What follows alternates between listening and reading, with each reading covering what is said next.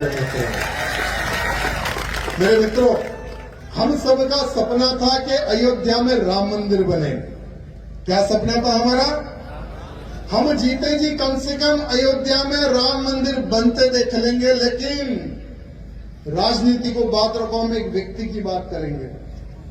अगर प्रधानमंत्री मोदी जी, योगी जी ना होते तो क्या अयोध्या में राम मंदिर बन जाता? मेरे मित्रों, अरे 500 सालों का हमारा संघर्ष, अरे जो राम भक्तों ने सीने पर गोली खाई, जो राम भक्तों ने अपने सिरों पर गोली खाई, बाबर का ढांचा गिराकर वहां पर रामलला को स्थापित किया और वहीं पर आसमान को छूने वाला भव्य राम मंदिर बनाने वाले हमारे प्रधानमंत्री जी को हम मरे दम तक साथ देंगे मेरे मित्रों।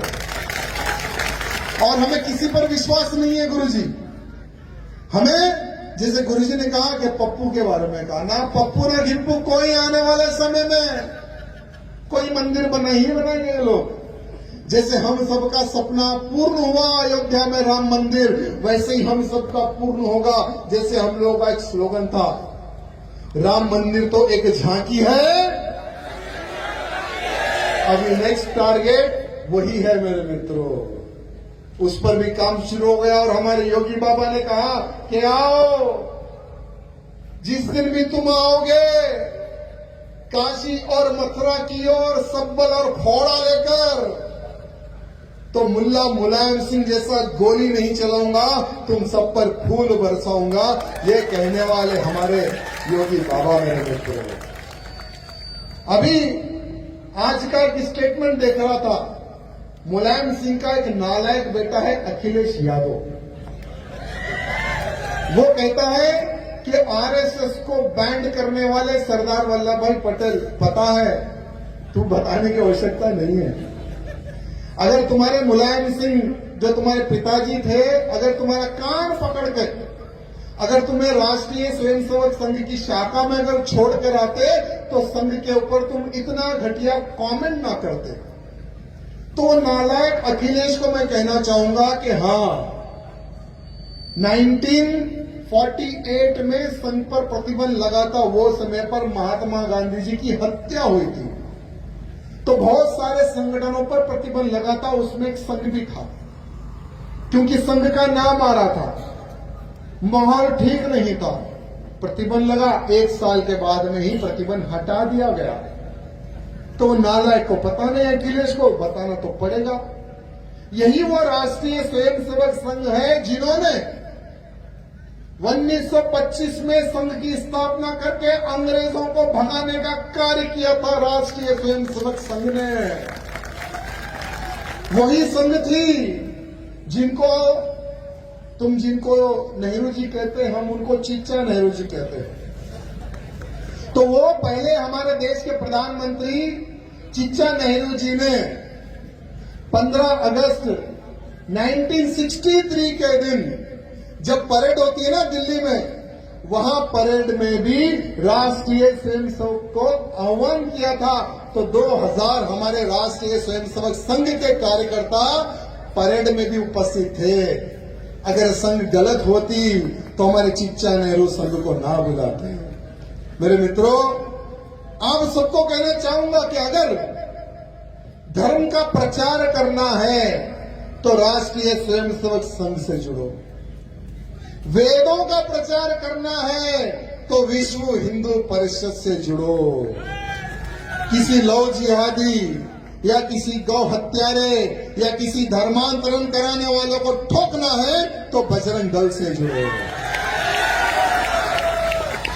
किसी ना किसी संस्था से जुड़ो, क्योंकि समय की डिमांड है मेरे मित्रों, समय की डिमांड है। आने वाला समय युद्ध का समय, याद रख लेना।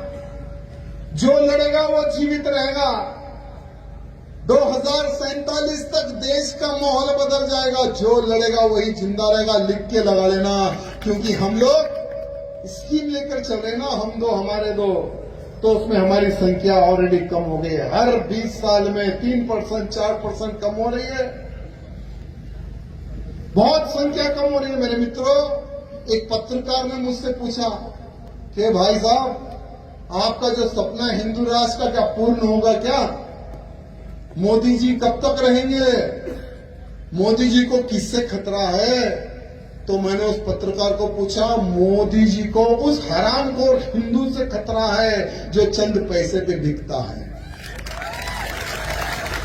मोदी जी को उन हरामखोर हिंदुओं से खतरा है जो तुरंत पार्टी बदल लेते हैं।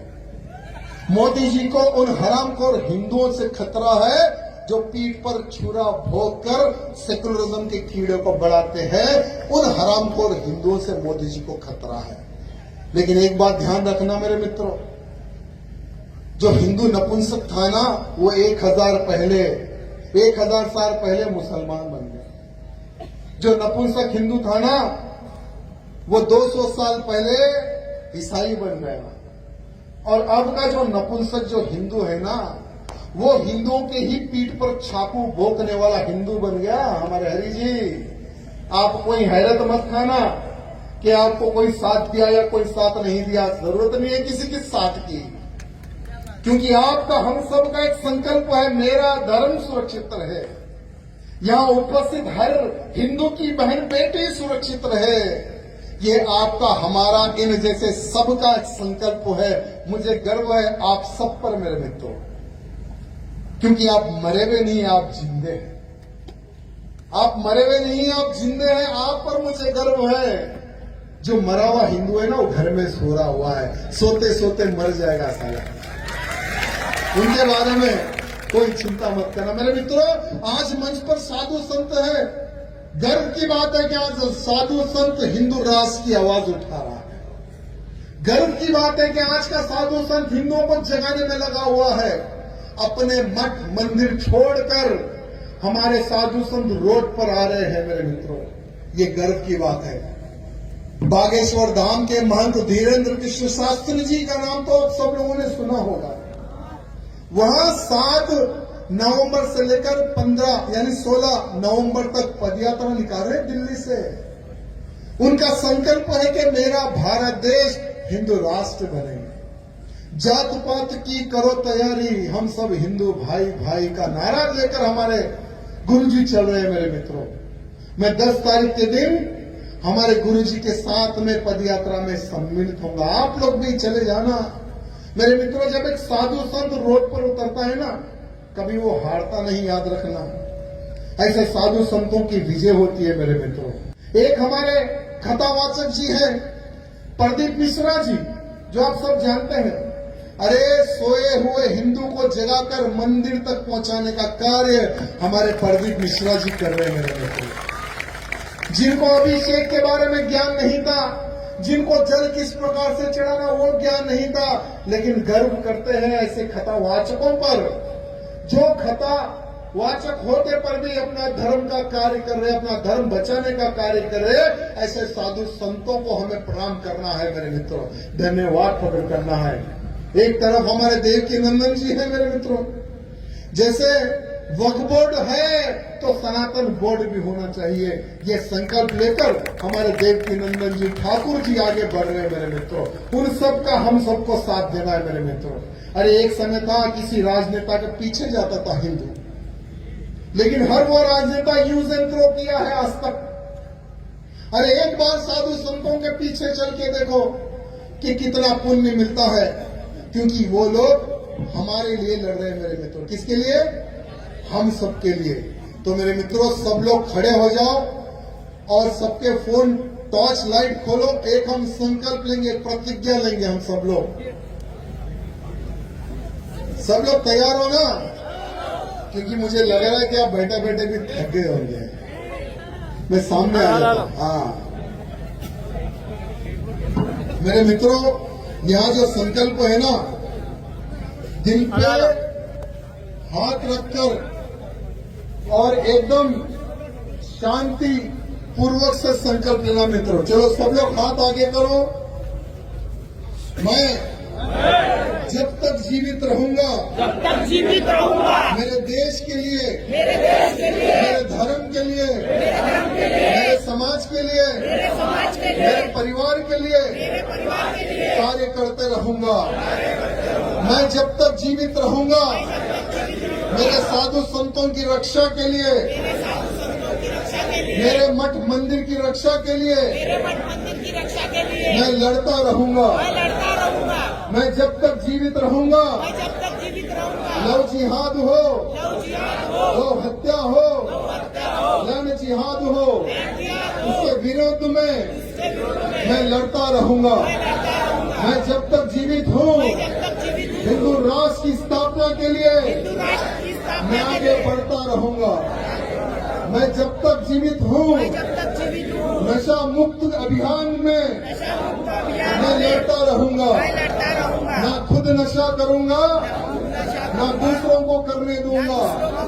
मैं जब तक जीवित हूँ, शस्त्र विद्या सीखकर दुश्मनों से लड़ने के लिए हमेशा तैयार रहूंगा। आज मैं यहाँ भवानी माँ को साक्षी मानकर, साधु संतों को साक्षी मानकर आज मैं यहाँ प्रतिज्ञा लेता हूँ। जय